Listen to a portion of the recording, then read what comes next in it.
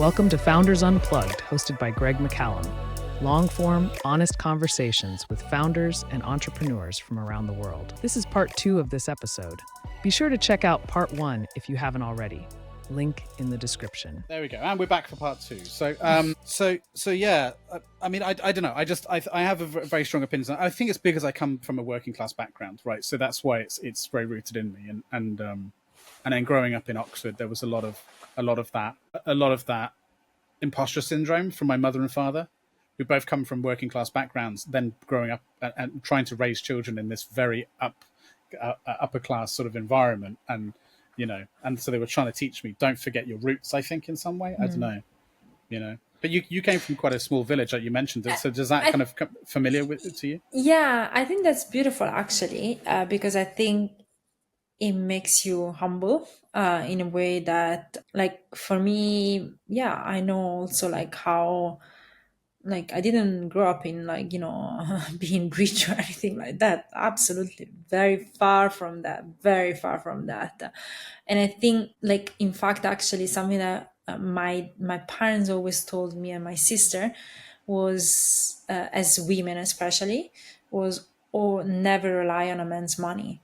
Like, always build your own career, make your own money, never ever rely, because you need to be self-sufficient, especially sometimes, there are a lot of patriarchal societies where maybe the woman is seen as somebody that needs to be home and needs to take care of the family, which is a job, but of course you don't get you don't get the salary from that, you don't get pension.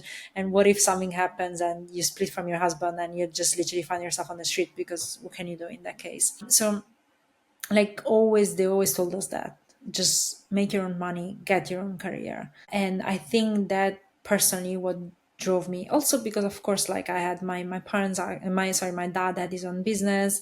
My dad's side of the family, most of them actually, they have their own businesses. So maybe I also saw that independency somehow, that that self-sufficient type of and how hard also is owning a business. It's bloody hard. And I think, but having that in mind as well, of being self-sufficient and everything, always, I don't know, like, played in my mind. And perhaps that's actually the drive that I had also, maybe subconsciously, of starting my own business. But I think those humble beginnings are the ones that actually pushes you to want more in life. Because I think if I had a more, I don't know, rich childhood or something, again, my parents didn't make us miss anything. We were also very privileged, but still, like, if I had a more, richer, like, let's say, childhood, perhaps I wouldn't be where I am now. But I also was very privileged because my parents also gave me and my sister all the freedom to do whatever we wanted, in terms of, like, supporting us, being there wherever, if it was maybe with, like, any economical help or anything, maybe just, like, morally there, but they would always support us in any decision. And I think that was the biggest the biggest help. I knew my parents were always with me somehow. Yeah, it's interesting, isn't it? Growing up sort of working class, not poor, but not upper middle class, is a really interesting space, because of, like, I suppose when I was born, up until about 5 or 6, we were probably upper middle class. We had a very big house, a fair bit of money, properties and different. My father's business was working all around Europe, but then as soon as the divorce kicked in, then everything changed, right? Then we were in a small house, and and then it was very much working class. So it's interesting to have. But I remember even in those early years, we were never spoiled, right? It was still really important for my parents to never make us feel like we are rich, because we weren't. It wasn't about that. It was about still instilling the work ethic and everything, and it was a good thing, because if that was all gone anyway. A few years later, but it helped, I guess. yeah, it absolutely, yeah, to some extent, but yeah, it's interesting. What you said there as well was interesting about was it your mother that was saying to you, like, never rely on another man's money? Both my parents, but maybe even my dad even more. Oh, okay, because interesting. again, like, I mean, his side of the family is all men somehow, all like he only had brothers, and me and my sister were the first girls of the whole family, and Right. the only actually grandkids that were girls. Otherwise, I have only male cousins.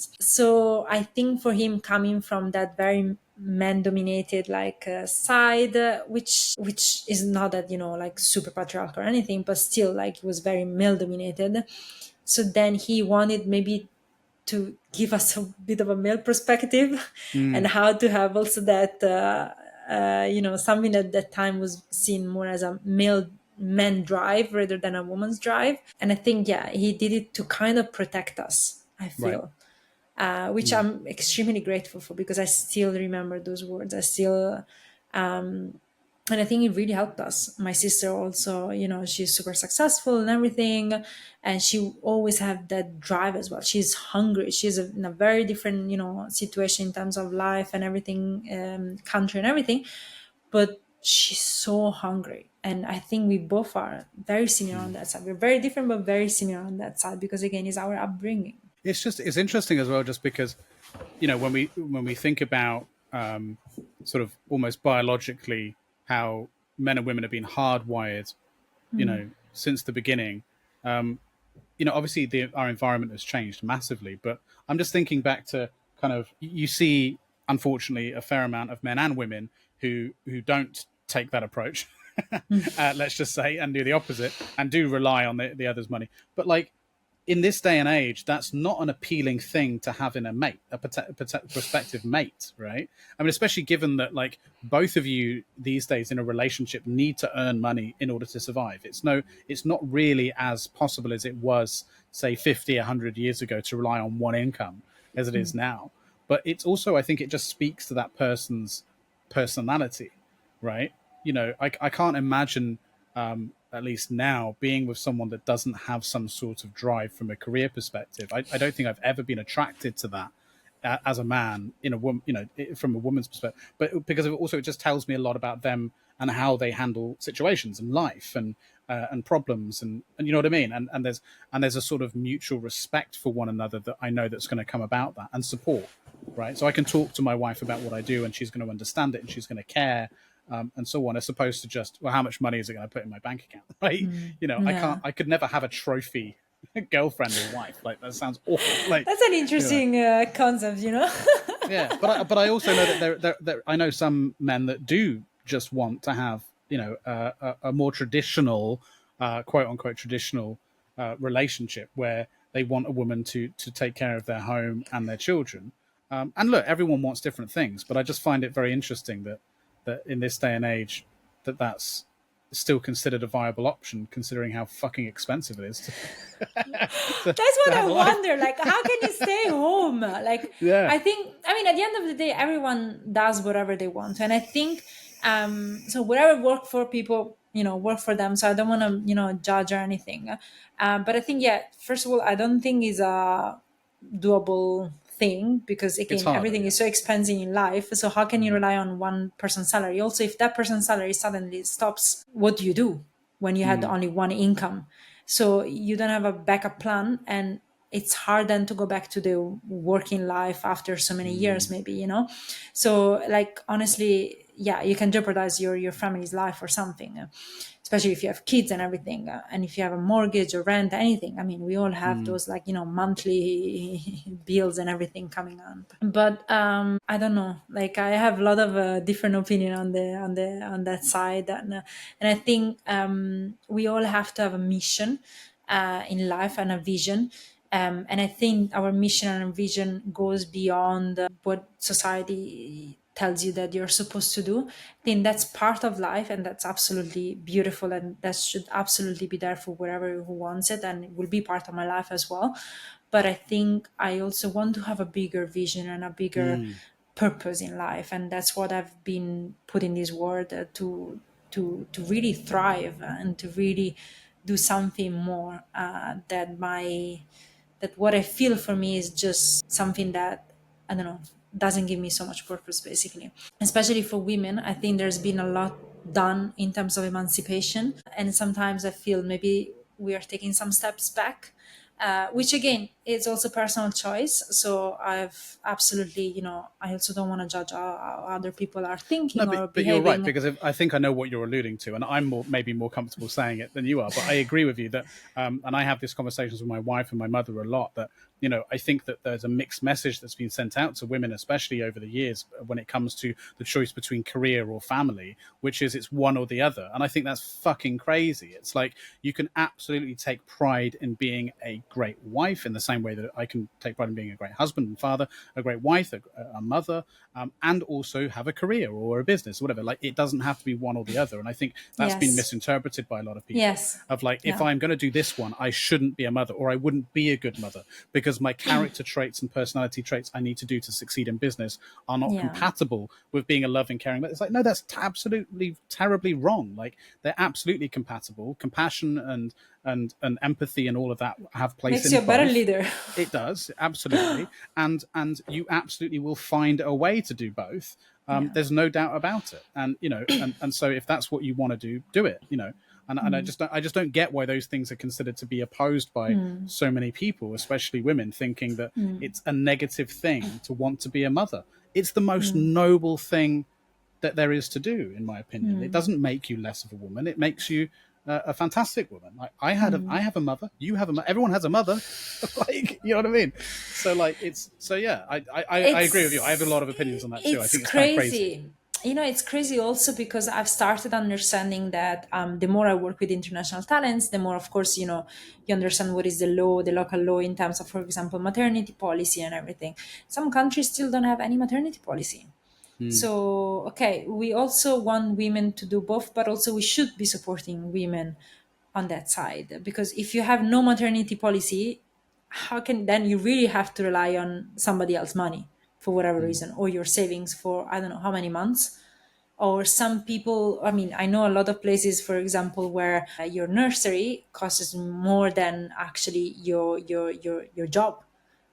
So okay, that's why then I understand a lot of mothers want to stay home, because again, Yeah. there doesn't make economical sense actually to for you to continue working, so they have to stop maybe, I don't know, 5 years or 3 years. So for me, it's all about giving that right support system to women in a way that actually, if they want to, again, it's all about choice. But if they want to, they can do both. If they don't want to, okay, but as long as it's their choice. Yeah. As long as it's their choice, as long as it's not someone else's choice, because then it's completely wrong. Right, absolutely. And also, I think as long as it's not making other people feel guilty about their choice too. Like, there seems to be so many people that are shouting about the choices they're making in relation to this, and then making it out like that is the right and better choice, and making everyone else feel like shit for their choice. It's like, how dare you? Like, do whatever the hell you want. Who cares? It's a free word. It's a free world. Like, okay, so you don't want to have kids, so you don't want to do that. Fine. But that doesn't mean that everyone else should listen to you about not doing that. That's your choice. And then vice versa. I didn't want to do a career. I wanted to focus on being a mother and fine. But don't make other people feel like shit for doing that. Let's stop making each other feel like shit for the choices that we make. Like, as long as they're not morally Hurting wrong choices. Then what's the big deal here? There's just too much pressure we're putting on each other. And I think also then you get into an extremist of, sometimes you get discriminated for one thing, but actually all those people might start discriminating you for the opposite. So like it goes into like a opposite side of discrimination somehow. And it's a very blurry line on that side. So you need to kind of find the right balance to just accept different choices of life, again, as long as it's your choice, as long as it's not someone else's choice. I think that's really important to clarify. Yeah, I know that the laws and the policies in this country aren't perfect when it comes to maternity, but I think that they're much better than other countries. Yeah, they're also way better. Yeah. I mean, I've been knowing some horror stories.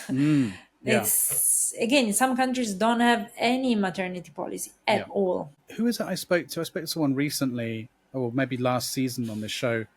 Where were they living? Like some Scandinavian country, and they were saying how there is literally no support at all, and you not even, what was it? Something like they can't even take them. There's no nursery or anything either, so there's no school until like 5 years old. So there's nothing, not even like that you would pay for. So it just doesn't exist. So you're expected to just stop work for 5 years of your life. And that's it. I can't remember where it was exactly. It's hard. Yeah, so we're very fortunate here.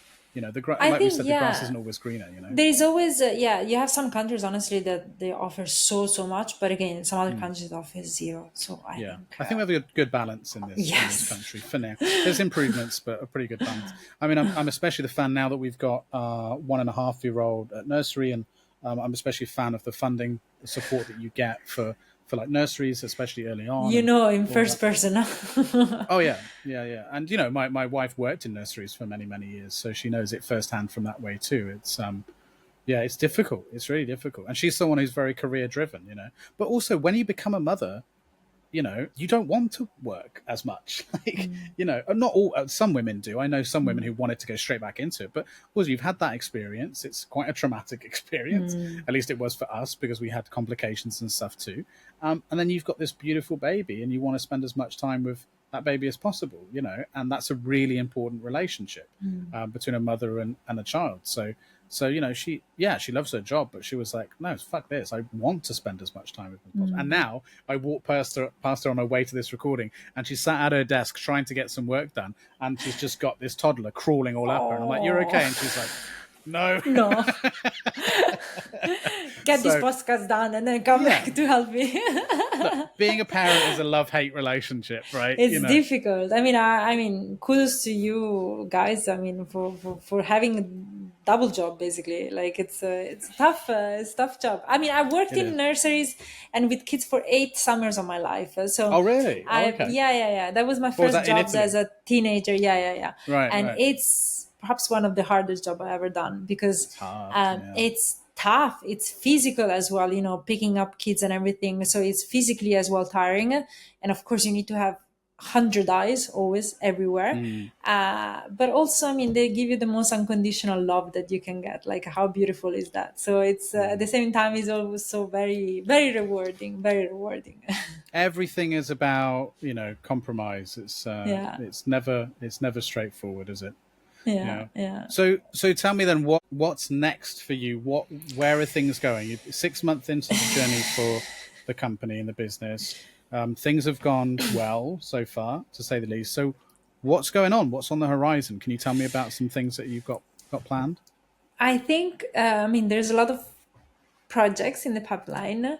I think, of course, my first goal is to be established as the market leader when it comes to supporting and the whole hiring for startups within the UK, but also internationally as well. So of course there is a lot of international plans of expansion which are already like cooking. Oh, okay. But as well as like team expansion and everything. So I think there is a lot of opportunities. There is a big learning process as well. But number one, of course, it would be like, being established as the market leader within the UK as as talent partners for startups. So that's for sure. There's a lot of projects also that are cooking that, little by little you'll see coming out publicly. But I'm just excited. I'm just excited to enjoy the journey and to be focused on what is your North Star and everything, but also to really... Hi, a friendly reminder to share this episode with your network, like, and subscribe. And if you are feeling really supportive, please consider reviewing the show on the podcast platform of your choice. It all really helps support what we do. Thank you. Now back to the show. Like, savor this moment, the day to day, even those pains, I feel that they're beautiful, because like I've went through in my life of periods of intense pain, intense feeling of loss, of really deep pain. But I'm just so grateful, because sometimes this pain makes you feel more human, makes you be more connecting with your feelings, with your emotions, and makes you appreciate more also those joys. So again, I also enjoy those pains. I just want to enjoy the whole experience and just savor everything. Enjoy the process, right? Yeah. Going with the flow, actually. The good and the right now. bad. Yeah, 100%. Yeah, and you and I are working on something in the background as well, aren't we? Yes. Which we'll hopefully talk about in the future. Yeah, that's so cool. what are some of the things that you're doing to get to that point? Are you working with a mentor or mentors or? Yeah, so I had different mentors. So I have one of my mentor since like the past 10 years. I've been in Right. contact with him throughout my, my as well Spanish journey and everything. Oh, right. So he's a really pivotal person in my life. And I mean, I was having lunch with him and his family actually on Saturday, literally a couple of days ago.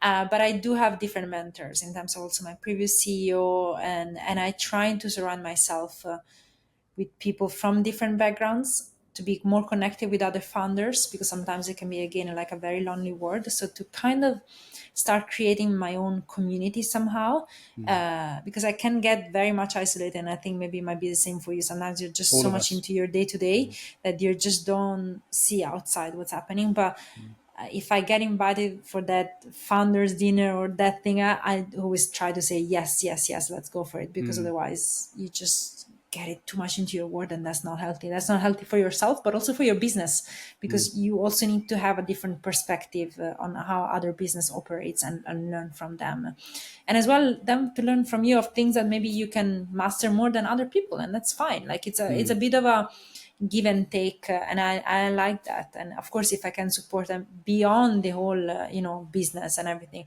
if I can support other people, yeah, I'd be super happy to do so. Yeah, I mean that's exactly why I do this show, for the same reasons you mentioned. It like And keeps me it's sane. beautiful. Yeah, yeah. It's beautiful because I think it keeps you also like learning and kind of seeing different perspective. I think that's the curiosity that it's fueled somehow, and I For think sure. it's beautiful. That's why Yeah. we're listening to these podcasts. Well, I hope so. We'll see. Please listen to this podcast, please. Please. Yeah, I mean, I suppose that the one thing I'd get a bit self conscious about is quite a lot of the time with my guests, like we agree a lot on stuff, right? And that's the only thing I get a bit worried about. Is like, do I need to bring people on who I disagree with a bit more to learn stuff from? I don't know, but at the same time, I think that even though we agree on a lot of things, and a lot of my guests we do, it's in that exploration of where we agree that I think is still good, because if it validates maybe some ideas you had, or that you're hearing it from someone else, or they might add something to it in conversation. Oh, I not thought about that. So yeah, I don't know. I have been thinking about doing a series specifically where I bring people on who I know I'm going to disagree with on topics, to try and find common ground. But I don't know. That might be a bit controversial. I think that would be interesting actually, because sometimes subconsciously we just try, we maybe just connect with people that of course that we agree on a Right. lot of things, but maybe getting a guest that you absolutely have completely different ideas actually will spice it up, and will Yeah. make it interesting actually to see what's and again, as I think as long as both parties are respectful, and Right. you agree to disagree sometimes, but you just vocalize your opinion, I think that's beautiful. That's then everyone formed their own opinion, but I think that's beautiful.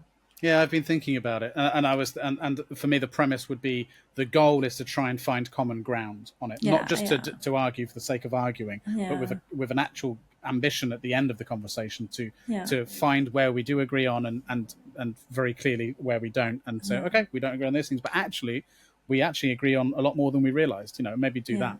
I don't know. And yeah. maybe I should start asking my guests more pointed questions. Like, Nasty question, please. yeah, yeah, Thank like God my podcast now is done. it's almost done. Yeah, you've escaped it. Now it's I for don't the know. next ones. Yeah, like, I don't know, like questions like, "Tell me your most controversial opinion" or something. Like, Tell me I your don't know. deepest secret. Yeah, yeah, exactly. Yeah, yeah. But I try to avoid politics or religion. Yeah, You yeah, know, yeah. I agree with so. you. Although it does come up, interestingly, people's faith has come up a couple of times, especially in relation to work, which I think is super interesting. I had a great conversation with two co-founders, both of Islamic faith, last season, and they talked a lot about how their faith was an integral part of their entrepreneurial journey, which was super interesting. So yeah, and actually, maybe that's a question I can ask you to some extent about. I mean, Italy is a very is known as a quite conservative religious country. Did that affect? Has that affected your upbringing, and then sort of has that affected how you approach work in any way as a result of that? It's very interesting. Wow, I've never been asked this question. So yeah, I've grew up as from a very Catholic family. But still, even if my family was very, very Catholic, with very Catholic roots, really, especially from my grandmas and everything, I feel they always had an open mind as well in terms of other religions and other and different backgrounds and everything. And at the end of the day, I believe that's how religion should be everywhere. So I think we all have whatever religious background you have, you should always be open to accept other faith. And and at the end of the day, all the religions are very similar. Like, if you think about it, they have very similar principles, very similar. It's just sometimes we make it too complicated in our head. For sure. I've been watching the Amazon series Vikings recently. And it's interesting because it talks a lot, obviously, about the history. It's based on the true events of the Viking king and his attempts to start invading England and then Paris and so on. And it's really interesting because obviously the main story underneath the story is the clash between Christianity and paganism, right? And of course, Christianity comes from paganism. And so there's a lot of conversations between these two sides happening where they're just like, wait a minute, where did you get that God from? Because we had this one, and and then they're sort of connecting the dots a little bit. It's super interesting.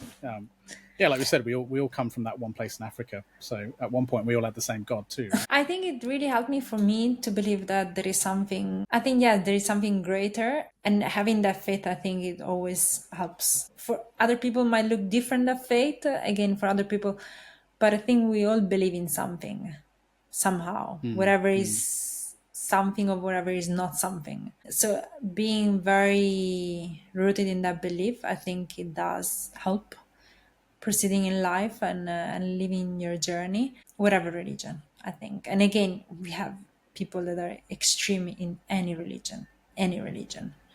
Is all about balance. It's all about, you believe your own faith and accept other people's faith, and that's it.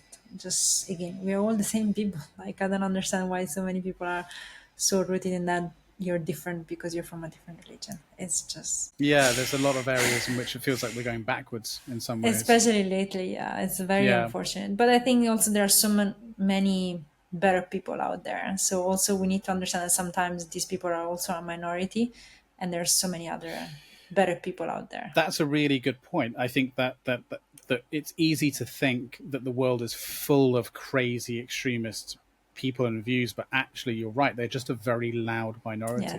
And the vast majority of people are just trying to get on with their life. And most sensible people aren't the loudest because they don't want to draw attention to themselves, because that's the point. It's about just live and let live. So yeah, I think it's very easy if you live a relatively sheltered life, or just get your news from just get your news from the news. It paints a very different picture of the world. The world isn't as crazy. Well, it is, but it's not as full of as many crazy people. They're just really loud because we've got the internet now where you can be really loud. Right? And where negative news always make more sensational than positive news. If you think, they always spread faster. Yeah, it's a business. Yeah, and human beings are biologically predisposed to negativity. That's the way we're wired. We have to be. It's a survival instinct. So once you realize that we all have that bias already within us, well then, it starts making a bit more sense. So would you consider yourself a religious person or a spiritual person? It's very interesting. I think I'm a mix of both. Okay. I can be religious and spiritual at the same time. Because again, I got exposed to also different religions and different cultural backgrounds, so that actually opened my mind to a lot of different backgrounds. And I think I'm a mix of both. Maybe it's not the right answer, maybe I feel like Catholicism has a fair amount of spirituality within its religion, right? To a degree. Not all religions do, but I think Catholicism does. I went to a Church of England primary school. That was a very interesting experience. A Jewish French Algerian mother and a Protestant Northern Irish father, and they said to me, "We're going to raise you to do whatever you want, whatever you decide. We're going to raise you atheist, basically. We don't want to force you, but we're going to send you to a Church of England primary school." What the fuck? So that was interesting. And apparently, the first time I got in trouble I'll always remember this. The first time I ever got in trouble was because I was in assembly, assembly like where we all sat there, and our assembly was always led by the local vicar, the priest, or whatever, because it was a church community school, right? And obviously they all have churches on the site, and so he would lead the thing, and it was all singing hymns and this, that, and the other. And apparently he told a story about something, I can't remember what it was. It was like a children's story rooted somewhat in religion. I can't remember exactly, but something to do with a cow jumping over the moon or something. And apparently I laughed, and I couldn't stop laughing. And they were like, You're kicked out. I was kicked out. And then I was told off. I was like, why were you laughing? I was like, well, because if a cow can't jump over the moon. And they were like, well, yeah, but it's a story. I was like, well, yeah, but all of these stories don't make sense. And then I started criticizing every story that they were telling me about the Bible and stuff, and like basically saying, that this is all nonsense, and why are you teaching me this? Like, and this is like coming out of a 5-year-old's mouth. Like, why are you teaching me stuff? I want to learn about other stuff. And so I was a right pain in the ass. And then after you that, were not a good the ideal student. Let's put it that way. I was not the ideal student. So after that, they said, "Look, Greg, you don't have to pray if you don't want to. We respect that maybe you don't believe in God, etc. But just don't disrupt other people because they believe." I was like, okay, fair enough. But so then I stopped from that point on. But yeah, so, yeah, not the greatest introduction to the church, but yeah, I don't know. I think my appreciation for religion in terms of its historical importance and what it delivers to people and has delivered to people over the years has massively increased as I've got older. And why I'm interested in asking people about it now, less so from the topic of just trying to, I don't know, it's an interesting insight into how people think. I think. Do you know what I mean? Which is why I was interested to how it's kind of what place it's placed in your life. Yeah, no, 100%. I think it does play part in terms of, it does affects a lot of your upbringing, especially if you're brought up with a certain religion. But again, some people lose it after. Some people it gets stronger. In some people get a bit more like maybe towards the spiritual side.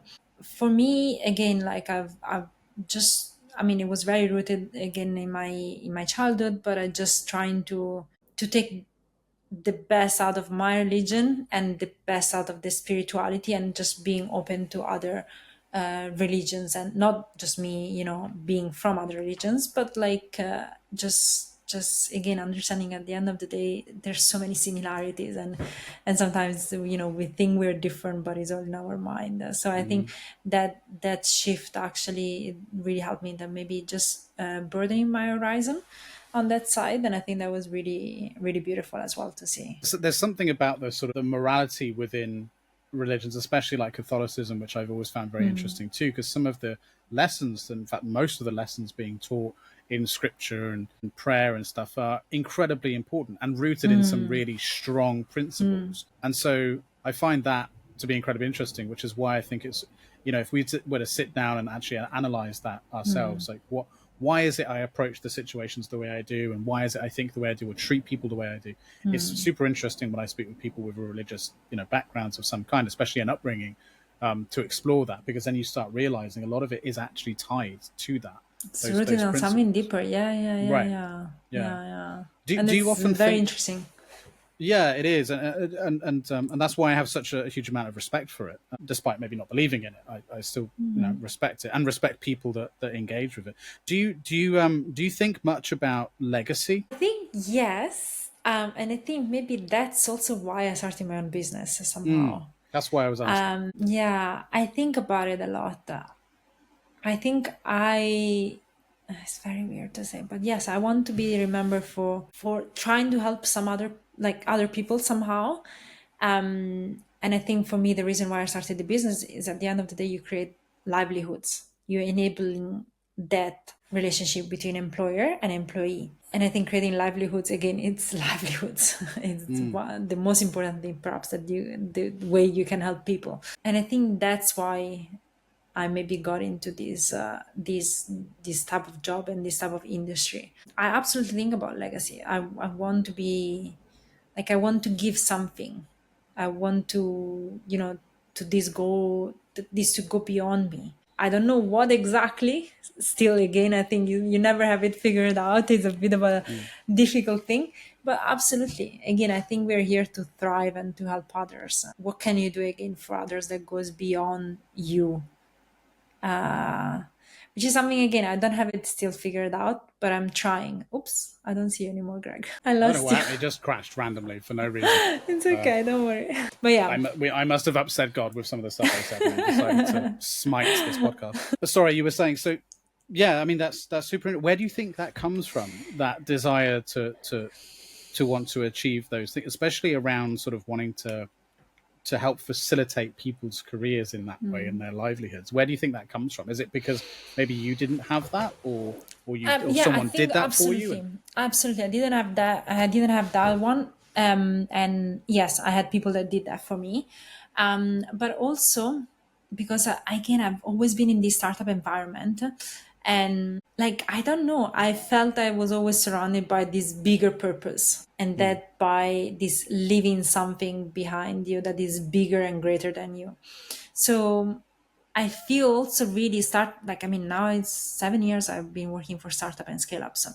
And I think that really, I don't know, like, shifted my mindset completely. Otherwise, no, before maybe I didn't have that thought. I wouldn't have had. I think, yeah, it depends. It's really being exposed to these different situations and different environments that really change also my, my mindset. I don't know if that's been the same for you as well. Yeah, for sure. I mean, I think a large driving force behind what I do is doing what I believe to be kind of ethically and morally right, and what I believe is a responsibility. Like there's kind of that old tale, isn't there, of being cursed with knowledge. Like this idea that if you have knowledge of something, it's a responsibility to share that knowledge if it can be in some way helpful to others. And I think in the startup ecosystem, being that it is kind of the birthing place of innovation and things that can move society and civilization forward, it's almost like an ethical responsibility to do whatever we can to help others get their place. You know what I mean? So I agree 100%. And I think whatever skill you can bring to the table to share is a responsibility for us to do that in one way or another, and to help others. Yeah, just to get on the ladder, to and help them up to some degree. Sharing is caring. Right? Yeah, there you go. That's a much simpler way of putting it. Yeah. But yeah, absolutely. Yeah, for sure. And it kind of, I don't know, it can come across a bit, self-serving, a little bit like I don't want it to come across like, being in a startup is such an important thing for the world. It's like, no, I'm not fucking curing cancer, or you know what I mean. But there is, I think, an important thing to bear in mind of the way it contributes to innovation and economies and all that. It is something to be aware of, and I think with any career path or anything in life, we have to be conscious and cognizant of the impact that it has on those around us, and what potential impact we can have if we choose to, right? And yeah, I think I've just always been very cognizant of the idea of sharing something, some information, some knowledge. It's like, I've just learned this. I want to tell everyone else so they know. I've just paid $100,000 to learn this thing. Well, I'm going to tell everyone for free, so they don't have to pay 100. You know what I mean? Like, I learned all of this information from making tons of painful, horrible mistakes. I'm going to tell everyone so they don't have to go through that pain. You know what I mean? And I think it's humanity helping humanity, and isn't that right. beautiful? Like how you should be there for each other. Right, and that's the story of humanity, really. Like it's this, the story of sharing stories, of passing down information generation to generation. We wouldn't have the society and the world that we live in now if we hadn't done that. It is about it's about the handing over of information to the next generation, right? Which I think is something that I think about a lot. To my, again, why I asked about legacy. Yeah, for sure. I mean, especially once you become a parent, you think about that a lot. And it kind of ties into what you're saying about, your relationship with God or religion as well.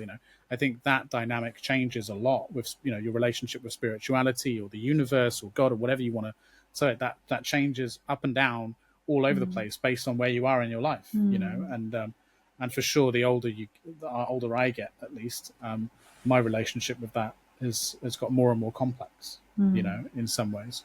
But but that's for another day. I'll tell you That's that. That's a whole series of podcasts. Yeah. It's not only one episode. Exactly, and those will be titled podcasts to put you to sleep. No. But yeah, look, it's been wonderful having you on. We're approaching the end, so I've just got one final question to ask, which is being Italian as fun as it looks? It is, of course. You get to eat a lot of good food and to talk with your hands. So why not? I'm very proud of being Italian. I'm very extremely jealous. proud. Extremely proud. Yeah. Extremely proud of my roots, of my family, my country.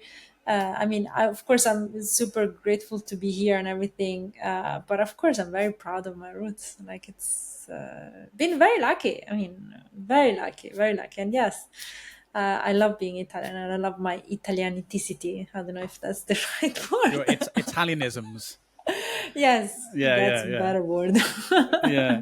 Yeah. Well, I think I can speak for everyone listening or watching when I say that I'm very jealous of you being Italian. And when I grow up, one day I'll become Italian. Yeah. It will take you quite a while to learn maybe the language and to get the passport, but we'll sort it out. We'll figure it out. We'll get there. Yeah, that's my ambition after I built this business. Yeah, it looks like a lot of fun. No, that was a bit of a jokey last question. My real last question to you is just, is there anything that we haven't talked about that, that I've asked you that you feel is important? That maybe some ideas or opinions or thoughts that you have, anything at all. It's your opportunity. Yeah, no, I mean, Greg, I think we chatted about a lot of different areas of my life, my background. I appreciate also the different question that you asked me. So I appreciate that. I think, like pretty much we talk covered. about everything. Yeah. I don't think there is anything that we didn't chat about. Well, there probably is, but we can do that next time for sure. Yes, for sure. And as always, I probably could have, I know I have a million other questions of things that I would love to chat to you about. But yeah, we'll do that another day next for time. Sure. But I'll let you go because you are extraordinarily busy. I know you are. So thank you so much. Not as busy as you, but no, look, I really appreciate you taking the time because I know it's not a short amount of time. And we'll be catching up again soon, I'm sure. And I'll put your information down below. So where should people find you? LinkedIn? LinkedIn. Yeah. It's usually my LinkedIn is the best place to find me. Yeah, so it's Elisabetta Torretti. Find me there. Brilliant. I'll put the link to that down below, as well as the website as well. Yes, please. Yeah, and go and connect with Elisabetta. And if you have any needs from a recruitment perspective, get in touch. But also just because she's an awesome lady. So. Thank you. All right, wonderful. Likewise. I am an awesome lady as well. That's true. Thank you. All right. Thank you so much again. And have a lovely week. Again. You too. Thank you. Thank you. Bye-bye. Ciao. Bye-bye. Ciao, Bella. Bye. Ciao. Thank you for listening and/or watching. Please like and subscribe. Or if you are listening via podcasting service and want to show your support, consider rating or leaving a review. It really helps. See you next week.